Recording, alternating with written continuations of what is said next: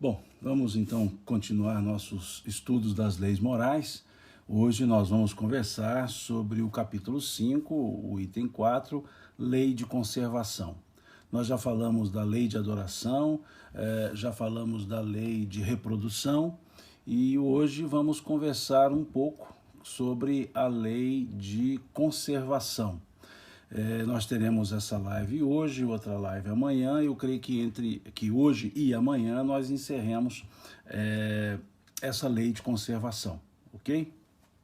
Bom, nesse conjunto, né, nesse tópico, nesse capítulo de lei de conservação, o Kardec faz a proposta de trabalhar o instinto de conservação, os meios de conservação, o gozo dos bens terrenos, o necessário e o supérfluo e as provações voluntárias.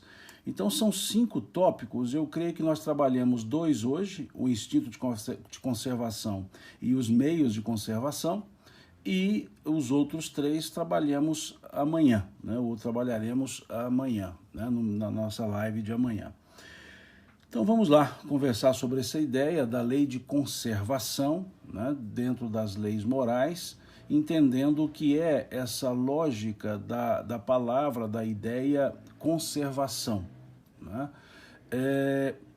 Aqui Kardec faz uma pergunta, abrindo o livro, o capítulo 5, dizendo, a questão 702, o instinto de conservação é uma lei da natureza? É a mesma pergunta que ele faz em todas as outras leis. Né?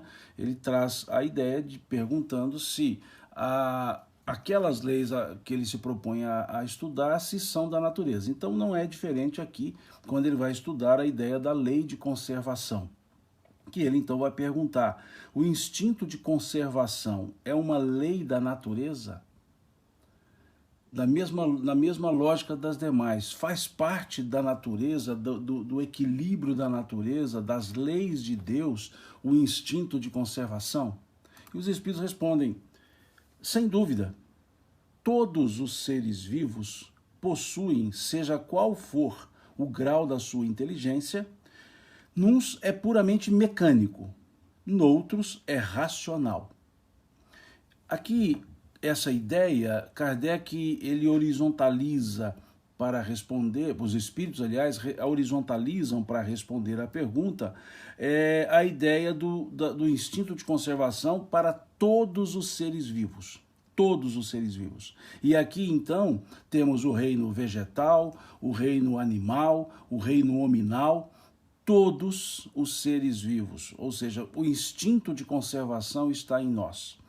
O que os espíritos fazem é uma diferenciação, uma certa gradação na forma desse instinto de conservação.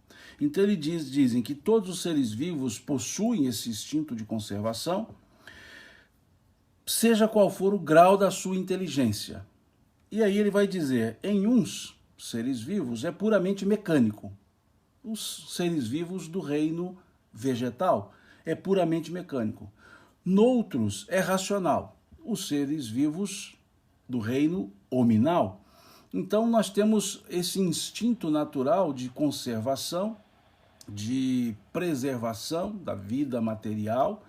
E aí quando ele diz em uns são puramente mecânicos, ele nos leva à questão 590 do Livro dos Espíritos. Estamos analisando a questão 102, mas ele nos leva à questão 590, que fala dos 3 reinos. E ali, vamos dar uma olhada, na questão 590, ele vai falar do reino vegetal. E aqui, então, ele coloca da seguinte forma, não haverá nas plantas, como nos animais, um instinto de conservação que as leve a procurar o que lhes possa ser útil e evitar que lhes possa prejudicar? A pergunta é, no reino vegetal, como no animal, mas no reino vegetal, há também um instinto de preservação? E os espíritos respondem, há, se quiserdes, uma espécie de instinto, como que tentando mostrar que o instinto ele passa por uma vida, de certa forma, inteligente. Não interessa se racional ou irracional, mas uma inteligência. Mas ele diz, se quiser, sim, há um instinto. Dependendo isso da extensão que se deu o significado dessa palavra, instinto. Mas é um instinto puramente mecânico. Quando nas operações químicas vedes dois corpos se unirem, é que neles se combinam, isto é, há uma afinidade entre eles. Não chamais isto de instinto. Então há sim o aspecto de conservação em quaisquer seres vivos. E as plantas são seres vivos. Elas são seres vivos. Não há uma inteligência instintiva, mas há um natural mecanicismo de conservação. A conservação da espécie é algo intrínseco à própria espécie. Em uns, dizem os espíritos nessa questão 702, é racional, ou seja, no ser vivo hominal, e nos seres vivos, animais e vegetais, não é racional. Nos animais, uma inteligência, sim, veremos depois, mas nos vegetais puramente mecânico. É como se houvesse naturalmente na estrutura de ser vivo o mecanicismo da conservação. Então aqui nessa questão 590, eles deixam muito claro, é um instinto puramente mecânico. Puramente mecânico. Né? E depois...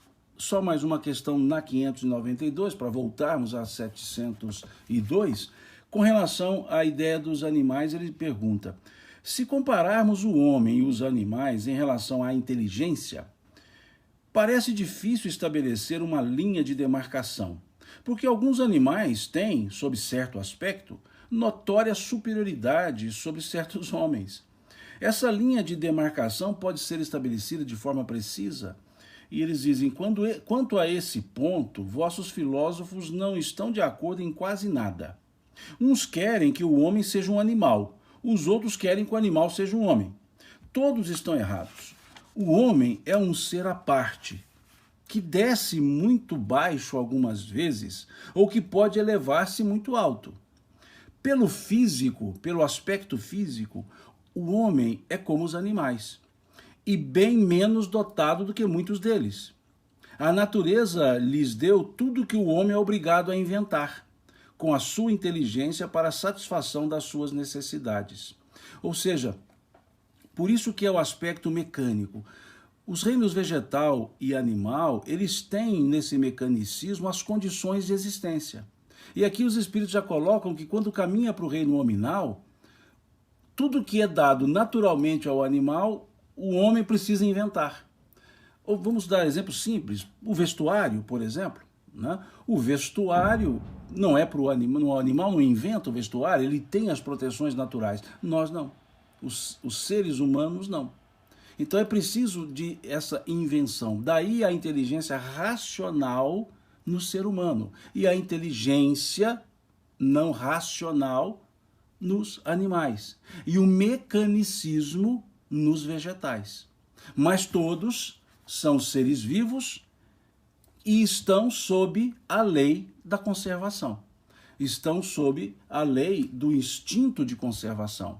O instinto mecanicista nos vegetais, o instinto inteligente nos animais e o instinto inteligente racional no ser humano. Que aqui usa o termo homem, mas é a linguagem do século XIX, sempre repito isso. O instinto ou inteligência racional no ser humano.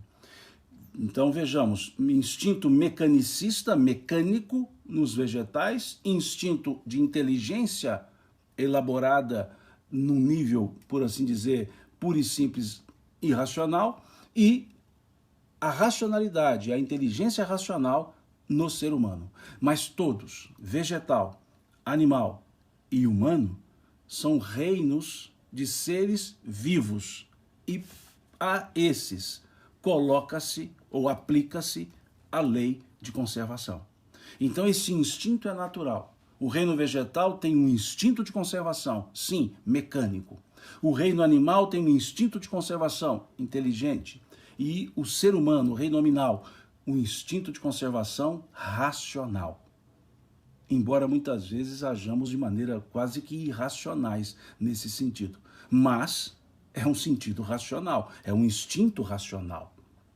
É esse o ponto que se coloca nessa questão 702. E esse aspecto racional é preciso bem entendermos. O entendimento sobre a vida, o entendimento sobre a ideia da conservação. Conservarmos-nos é diferente do instinto de perpetuação. Conservarmos-nos passa ou perpassa pela racionalidade. E é importante percebermos que em todos esses reinos nós temos o aspecto de uma presença espiritual, não necessariamente uma presença espiritual com consciência de si mesmo, ou seja, de si mesma, essa presença espiritual, mas há sim o princípio inteligente, há uma natureza inteligente no reino mineral, no reino vegetal, no reino animal, no reino hominal, por assim dizer, no reino angelical, se assim também quisermos colocar. Porém, o instinto de conservação não está no reino mineral, porque ali não há o aspecto da inteligência, do mecanicismo de conservação. Mas há uma presença, por assim chamar, do elemento espiritual, que nós chamamos princípio inteligente. E nessa condição nos fala Emmanuel no livro O Consolador, que o princípio inteligente dorme no mineral, desperta no vegetal, desenvolve o instinto no animal e a razão no ser humano, no hominal, e o senso de divindade no angelical. Nesses 5 reinos colocados por Emmanuel. Em todos há a presença espiritual, em todos. Porém, no sentido de aplicabilidade da lei de conservação, apenas nos seres vivos. E os seres vivos estão no reino vegetal, animal, humano, hominal, por assim quisermos, se assim quisermos dizer. Nós estagiamos e no reino que hoje vivemos, por assim chamar, racional, hominal, nós trazemos todas as experiências, não da individualidade, mas dos estágios, nos reinos outros, reino mineral, reino vegetal, reino animal. Trazemos a sensibilidade,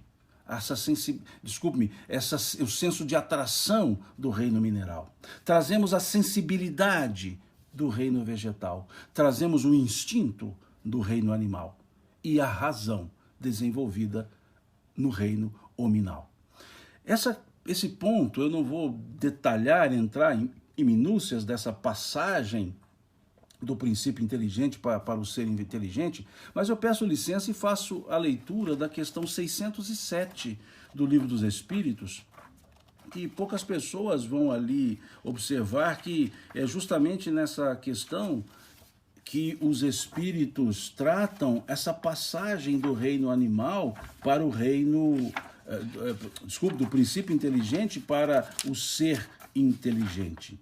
Diz lá na questão 607 e 607b, diz assim: poder-se-ia considerar a alma como tendo sido o princípio inteligente nos seres inferiores da criação? Princípio inteligente, seres inferiores da criação. Ele refere-se ao reino animal, ao reino vegetal. E assim respondem os espíritos: já não dissemos que tudo se encadeia na natureza e tende para a unidade? É nesses seres, ou seja, no reino vegetal, no reino animal, reino mineral, ele diz, é nesses seres que estáis longe de conhecer inteiramente? Olha que interessante. O reino vegetal, o reino animal, o mineral, nós estamos longe de conhecê-los profundamente. Olhem só, vejam só. É nesses seres que estáis longe de conhecer inteiramente que o princípio inteligente se elabora, se individualiza pouco a pouco e se ensaia para a vida. É, de certo modo, um trabalho preparatório, como da germinação, por efeito do qual o princípio inteligente sofre uma transformação e se torna espírito. Olha que interessante. Quem diz isso? Quem diz isso? Os espíritos. Que o princípio inteligente sofre uma transformação e se torna espírito. E aí vemos uma pequena diferença. Lá na questão 23 do Livro dos Espíritos e na questão 76, na própria palavra espírito. Na questão 23 pergunta-se o que é o espírito, com E minúsculo.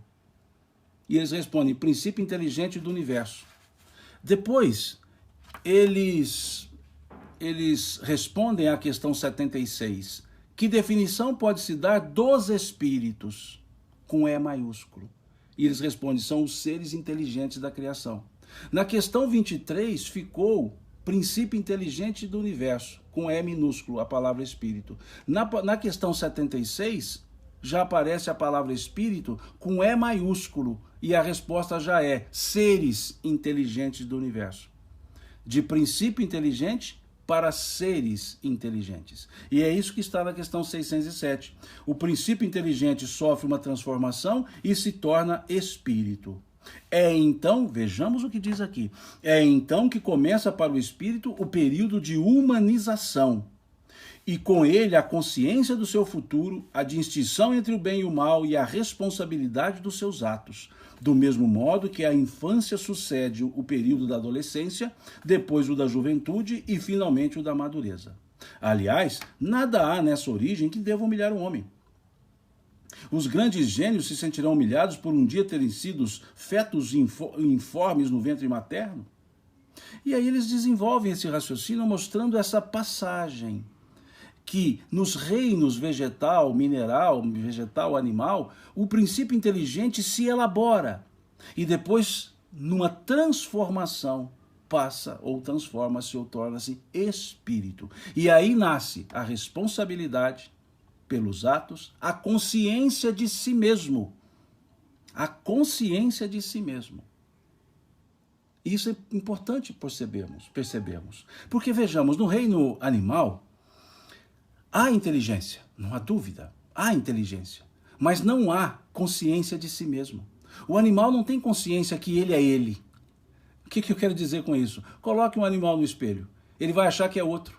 Ele vai olhar a sua imagem refletida no espelho e acha que é outro animal. E ali ele vai rodar o espelho, olhar por trás, por onde é que está esse animal, que ele vem e sai, porque não há consciência de si mesmo. Não há essa ideia de olhar para si mesmo e ver-se a si mesmo. A consciência de nós mesmos, a consciência de si mesmo, o espírito, o princípio inteligente não tem. É a transformação na condição para espírito que abre a consciência. É o que eles dizem aqui. Aí é que nasce o período da humanização e com ele a consciência do futuro, a distinção entre o bem e o mal, a responsabilidade dos seus atos.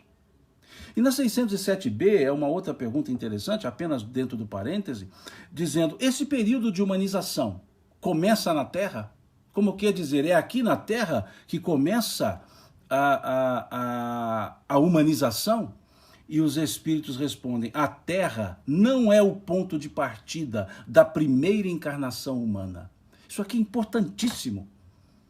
Temos os autóctones, que são os autóctones, os princípios inteligentes que aqui se elaboraram, sim, na época em que o planeta Terra era um planeta primitivo e passava para esse momento de transição para provas e expiação. E aí diz então, a Terra não é o ponto de partida da primeira encarnação humana. Humana no sentido de ser inteligente, espírito individualizado. Geralmente, dizem os espíritos, vejam a questão 607b, geralmente o período de humanização começa em mundos ainda mais inferiores. Isso, entretanto, não é regra absoluta, pois pode acontecer que um espírito, desde o seu início humano, esteja apto a viver na Terra. Esse caso não é frequente, seria antes uma exceção, que é o que nós chamamos de autóctones, os espíritos que se desenvolveram na própria Terra, que de princípio inteligente transformaram-se em espírito na própria Terra. Mas isso, diz os espíritos, é antes uma exceção. e não a regra. A regra é que não é o ponto de partida. Por isso vem pessoas perguntando se é assim, por que animal não vira gente? Até criticando alguns a teoria evolucionista darwiniana. Mas não tem como assim acontecer no planeta Terra, porque não tem a estrutura, não tem os pródomos, como fala André Luiz, não tem os pródomos para que possa esse processo acontecer. Então essa evolução se dá, essa transição se dá em mundos inferiores.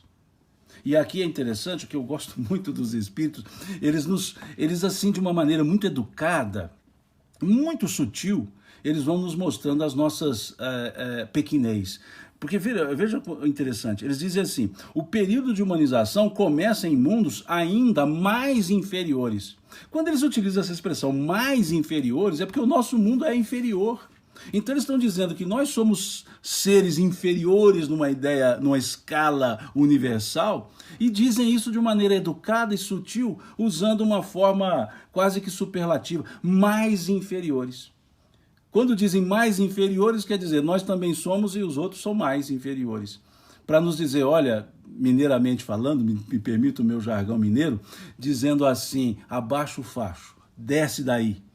Então, de vez em quando, eles dão esses toquezinhos de forma muito sutil, mas ali nas entrelinhas, digamos, com um efeito subliminar, né? Esse efeito subliminar de dizer, olha, nos mundos mais inferiores, quer dizer, o nosso já é, então vamos diminuir o nosso ímpeto de vaidade, né?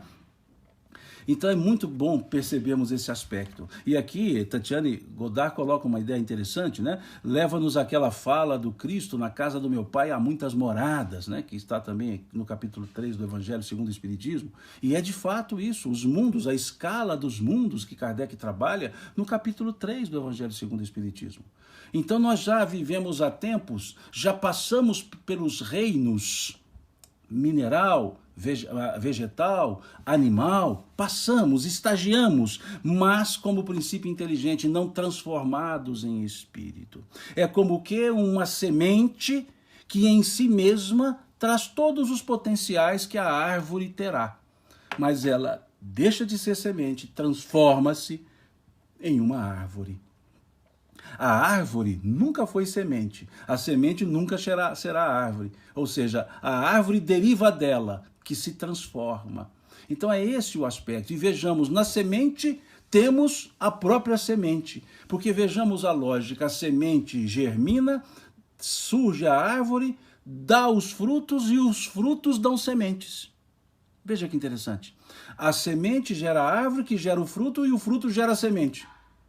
Ou seja, a semente gera a própria semente. Em si mesma ela tem todo o potencial evolutivo, todo o potencial transformador.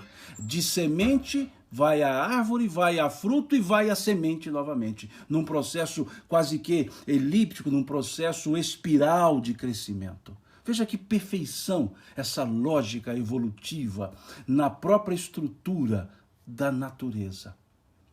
A semente que gera a semente, mas antes disso, a árvore, o fruto. E o fruto gerando a semente. Como que voltando e desenvolvendo, voltando e desenvolvendo.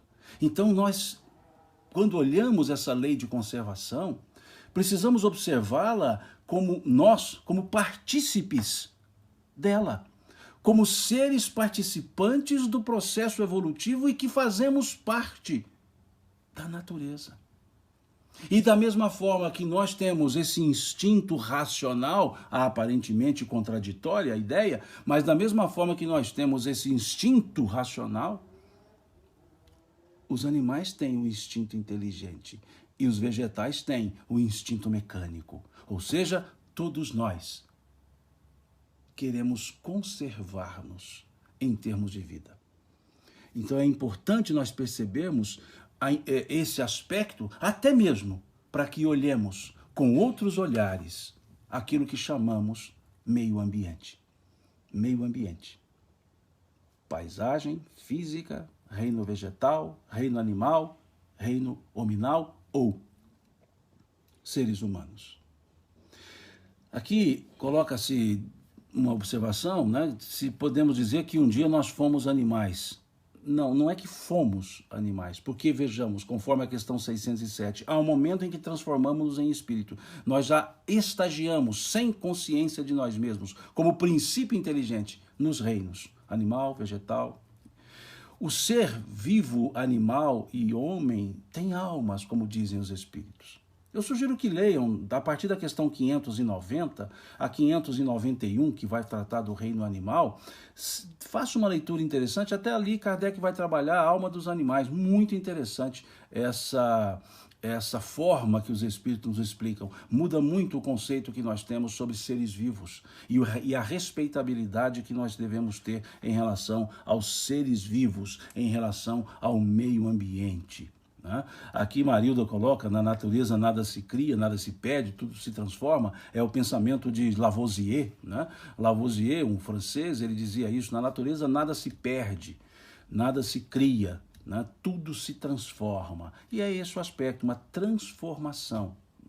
Nós não fomos, nós estivemos nos reinos e ali desenvolvemos em cada um deles os nossos potenciais hoje racionais. A atração no reino mineral, a sensibilidade no reino vegetal, o instinto no reino animal. E individualizados, questão 607, desenvolvemos a razão. Então é esse ponto. Por isso, muito bem colocado por Catarina, não há retrogradação na escala evolutiva. Pode não haver uma evolução moral, mas retrogradação, mesmo moral, também não. O espírito não retrograda, dizem os espíritos. É um processo contínuo, para o alto e avante, na linguagem do super-homem, lá das revistas em quadrinho, para o alto e avante. O que acontece muitas vezes é que nós nos projetamos em provas como se fôssemos mais evoluídos. E depois percebemos que não, ou seja, não conseguimos. E aí dá a impressão que retrogradamos. Não, é que nós não avançamos. Então voltamos ao ponto de partida. Em tese, é mais ou menos isso.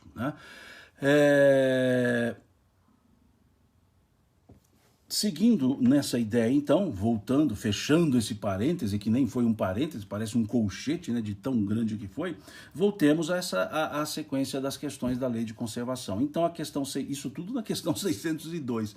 Na questão 603, com que objetivo Deus concedeu a todos os seres vivos o instinto de conservação? Vejamos.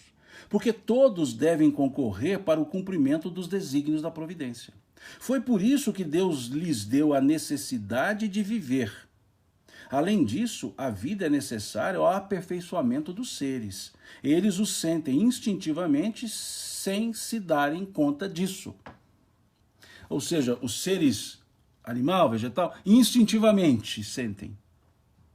Sem se dar conta, o animal principalmente, sem se dar conta. É o que eu disse antes. Não há consciência de si mesmo no animal. Ele não sabe que ele é ele. Nós sabemos que nós somos nós. Mas os animais não sabem que eles são eles. Sabem que existem eles. Mas não tem essa consciência. Mas nós temos. Mas o interessante, vejam, para mostrar essa linha evolutiva, dizem aqui os espíritos, foi por isso que Deus lhes deu a necessidade de viver. Para quê? Para cumprir os desígnios da providência. Quais são os desígnios da providência? A evolução. Questão 116 do Livro dos Espíritos. Se todos os espíritos permanecerão nas ordens inferiores, eles dizem não, todos evoluirão. Então aqui, os desígnios da lei divina é a evolução. É o determinismo único da lei divina, evoluirmos de uma maneira ou de outra. Então, a ideia da vida é justamente para esse fim. E aí acrescenta-se, além disso, a vida é necessária ao aperfeiçoamento dos seres.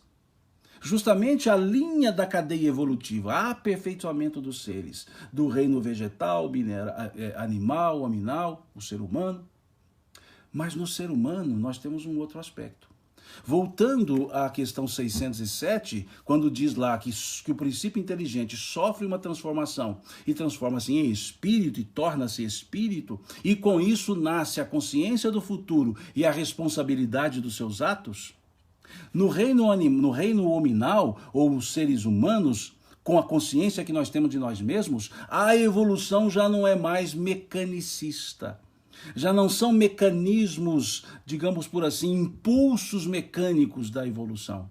Quando chegamos na condição de seres humanos, quando chegamos na condição do reino hominal trazido por Emmanuel, conforme essa questão 607, a nossa evolução já se dá pelos atos praticados.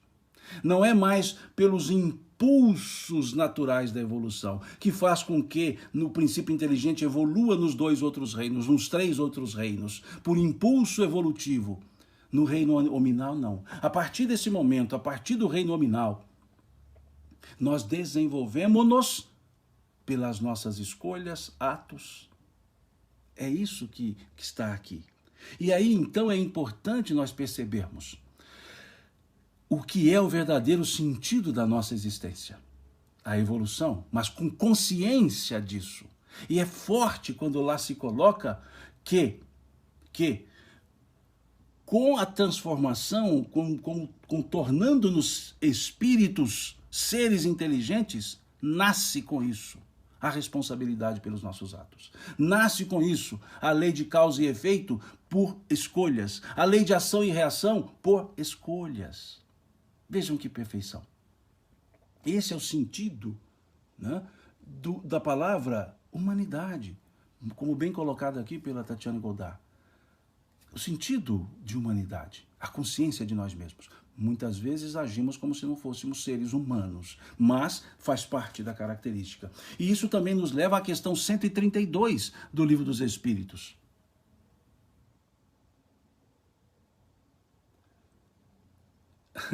Doutora Marlene coloca a Terra é inferior. É inferior na escala de mundos. Somos mundos de prova e expiação. Temos os mundos felizes, temos os mundos de regeneração, temos os mundos celestiais. Então, nessa escala evolutiva do capítulo 3 do Evangelho segundo o Espiritismo, a Terra é sim um mundo inferior comparado à escala dos mundos. Mundo primitivo inferior à Terra. Mundo de provas e expiações, a Terra. Mundo de regeneração, mundos melhores do que a Terra. Mundos felizes, mundos melhores do que de regeneração e do que a Terra. E aí vem, por isso, a ideia do mundo inferior. E a forma do mais inferior é nesse sentido mais provocativo, né, da interpretação. Mais inferior como quer dizer, olha, vocês não são superiores na escala geral do universo, mas na relação com o mundo primitivo, mais inferiores com relação aos demais mundos. É nesse sentido que foi colocado lá na questão 607. Então vejamos, o aperfeiçoamento dos seres vivos, no caso do reino hominal, no caso do reino dos seres humanos, não é mais automatismo evolutivo, é lei de causa e efeito, atitude e responsabilidades, atitudes e responsabilidades. E isso então nos leva à questão 132 do Livro dos Espíritos, que nos fala da necessidade da encarnação. E aí diz na questão 132 do Livro dos Espíritos, qual é o objetivo da encarnação dos espíritos? E eles dizem, Deus lhes impõe a encarnação com o fim de fazê-los chegar à perfeição. Para uns é uma expiação, para outros uma missão. Mas, para alcançarem a perfeição, têm que sofrer todas as vicissitudes da existência corporal. Não há dúvida que a existência corporal tem aspectos de vicissitudes. Nisto é que consiste a expiação. A encarnação tem ainda outra finalidade, a de pôr o espírito em condições de cumprir com sua parte na obra da criação. Para executá-la é que, em cada mundo, ele toma um instrumento em harmonia com a matéria essencial deste mundo, a fim de nele cumprir, daquele ponto de vista, as ordens de Deus. É dessa forma que, concorrendo para a obra geral, ele próprio se adianta. Ou seja, no processo de evolução, já com a consciência de nós mesmos no reino nominal, não é mais o impulso evolutivo. É a atitude, é a responsabilidade. É a ideia da evolução a partir das nossas escolhas. Então nós nos encarnamos para progredirmos, mas também para sermos úteis, ou seja, cumprir nossa parte na obra da criação, o que nos leva à lei de sociedade, que depois, em outro momento, nós vamos também estudá-la, a lei de sociedade.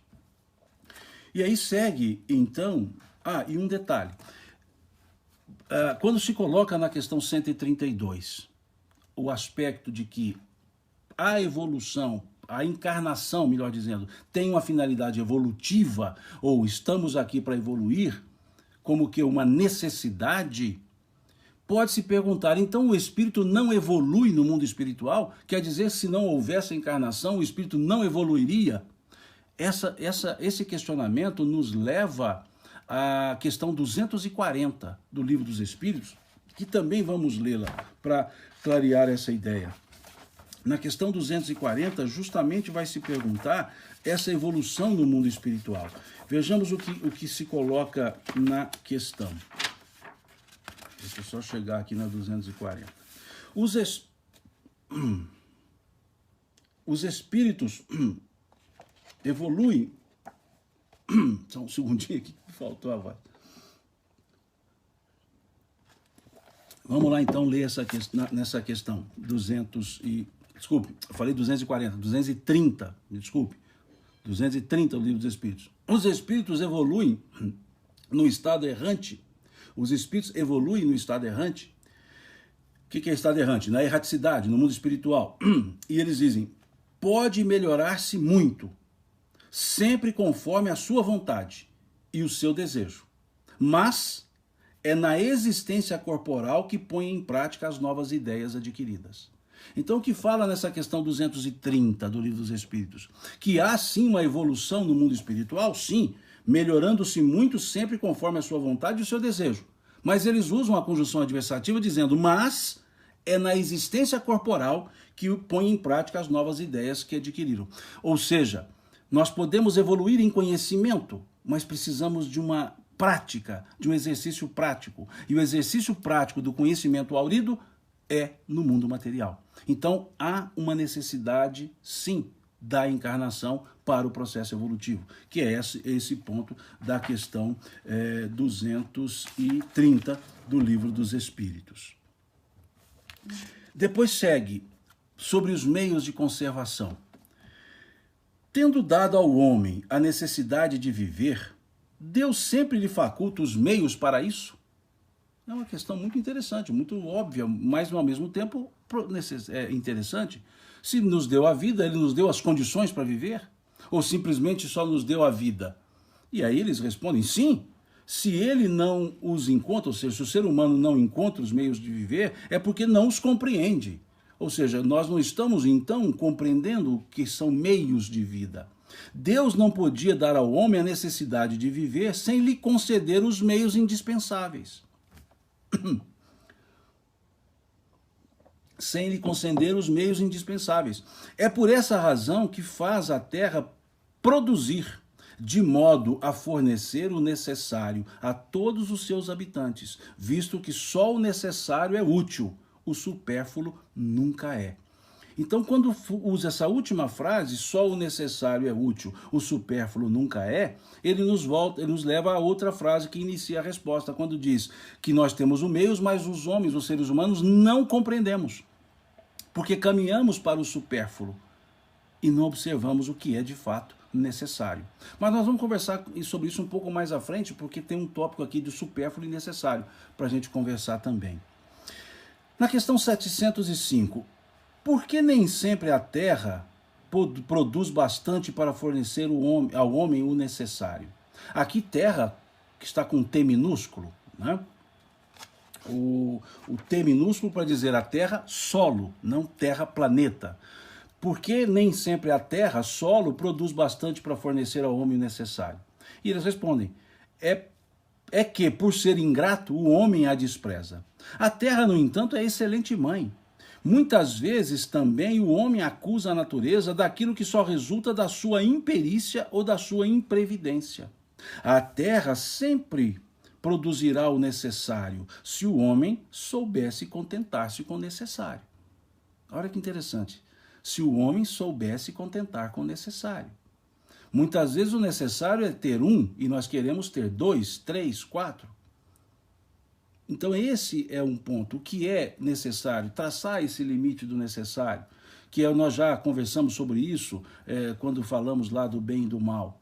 Então esse aspecto do necessário, esse aspecto do que precisamos, diferentemente do aspecto que desejamos, do supérfluo. Se ela, a terra, não lhe basta a todas as necessidades, é que ele emprega no supérfluo o que poderia ser aplicado no necessário. Vede o árabe no deserto, acha sempre do que viver, porque não cria para si necessidades artificiais. Mas quando metade dos produtos é desperdiçada na satisfação de fantasias, terá o homem motivo para espantar-se se nada encontra no dia seguinte. Ou queixar-se por se achar desprovido de tudo quando chegam os tempos de penúria? Em verdade vos digo, a natureza não é imprevidente. O homem é que não sabe moderar o seu modo de viver. O homem não sabe, o ser humano não sabe moderar o seu modo de viver. Quantas vezes abusamos? O desperdício. Olhemos nossas casas. Quanto desperdício nós temos? E eu achei interessante, muito bem colocado aqui, Adriano, diz assim, a mãe terra, veja, a terra é excelente mãe. Mãe nesse sentido de doativo, doar. Tatiane coloca aqui muito bem, né, a frase do Cristo, vede os pássaros do céu, veja, que não semeiam e nem colhem, né? Vede os lírios do campo que não cosem, ou seja, e o Pai os alimenta, e o Pai os faz crescer. Então, é esse o aspecto da natureza. Não quer dizer que viveremos na maneira de estado natural. Não é essa a ideia. Quer mostrar aqui, lógico, que nós produzimos, nós temos a inteligência, nós já falamos sobre isso, sobre a ideia do progresso da inteligência para a melhoria. Mas muitas vezes usamos a inteligência para os excessos, para os abusos. E o excesso é que marca todo esse processo. Enquanto falta a uns, sobra muito a outros e desperdiçam muito outros ainda. Esse é o aspecto da questão, o cerne da questão.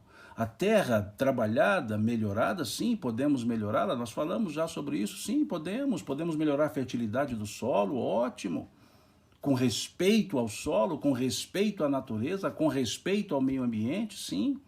Podemos melhorar os processos de crescimento de vegetal, as enxertias e outros melhoramentos, sim, com respeito à natureza, com respeito ao meio ambiente, sim. Mas o que está colocando aqui é que é um ensaio para pensarmos sobre o necessário e o supérfluo. Porque o necessário não há desperdício no necessário. O necessário nós utilizamos, o desperdício está no supérfluo. Quando compramos 2 precisando de 1. Quando compramos 3 precisando de 2. Então esse é o ponto, né? É olhar melhor o que é necessário e o que é supérfluo. E trabalhar para mitigar até não mais ter o desperdício. Desperdício de tudo, materialmente falando. E também desperdício de tempo. Na questão 706, por bens da terra só se deve entender os produtos do solo. Aqui a palavra terra já está com T maiúsculo, aqui é o planeta Terra. Na questão 705, terra com T minúsculo é o solo. Aqui na questão 706, terra com T maiúsculo é o planeta Terra. Por bens da terra, do planeta, só se devem entender os produtos do solo. Eles respondem, o solo é a fonte principal de onde se originam todos os outros recursos. Pois, afinal de contas, esses recursos são simples transformações dos produtos do solo. Por bens da terra, planeta, se deve entender tudo quanto o homem pode desfrutar nesse mundo. Ou seja, é o meio ambiente. Bens da terra é o solo, é o ar, é a água, é a paisagem, são as ações que afetam a estrutura do ambiente. E aqui eu gostaria também de abrir um parêntese. O nosso planeta, já que aqui pergunta sobre o planeta, os bens da Terra, planeta, nosso planeta tem mais ou menos, arredondando as contas, 4 bilhões e meio de anos. Mais ou menos, 4 bilhões e meio de anos. Se nós observarmos essa escala de 4 bilhões e meio de anos, o hominídeo apareceu na Terra por volta há mais ou menos 5 milhões de anos. Há mais ou menos 5 milhões de anos. Então vejamos, 4 bilhões e meio de anos, há 5 milhões de anos apareceu o hominídeo. O Homo sapiens, nós, sapiens sapiens, por volta, ou há mais ou menos 500 anos. Então vejamos, a Terra viveu 4 bilhões 499 milhões e 500 mil anos sem ser humano. E nós aparecemos na Terra nos últimos 500 mil anos. Durante 4 bilhões e meio, quase, 4 bilhões 499 mil e 499 anos, a Terra ficou sozinha, como que preparando-se para nos receber. E nós, nesses poucos milênios, comparado à idade da Terra, quanto já tiramos dela, quanto já machucamos a Terra, quanto já fizemos em desfavor daquilo que foi colocado para nós como os bens da terra, para nós usufruirmos. Vejam, por bens da terra se deve entender tudo quanto o homem pode desfrutar nesse mundo. Nesse exercício apenas quantitativo de anos, se nós colocássemos numa escala de 24 horas, se todo esse período de 4 bilhões e meio de anos nós trouxéssemos para um dia, o homem teria surgido no último segundo, nas 23 horas, 59 minutos e 59 segundos. O restante do dia era sem o ser humano. Racional, que pelo abuso dos recursos, pela necessidade fictícia, que aqui colocam pelo supérfluo, estamos afetando o próprio necessário. Essa mãe terra bondosa, que de vez em quando, como toda mãe, tem que nos corrigir. E aí vamos depois analisar a lei de destruição logo à frente, que é o elemento de uma corrigenda com fins evolutivos. Na questão 700, vamos saltar, eu volto a dizer, eu não estou lendo todas as questões sequencialmente, estou trazendo questões para fechar apenas raciocínio da ideia.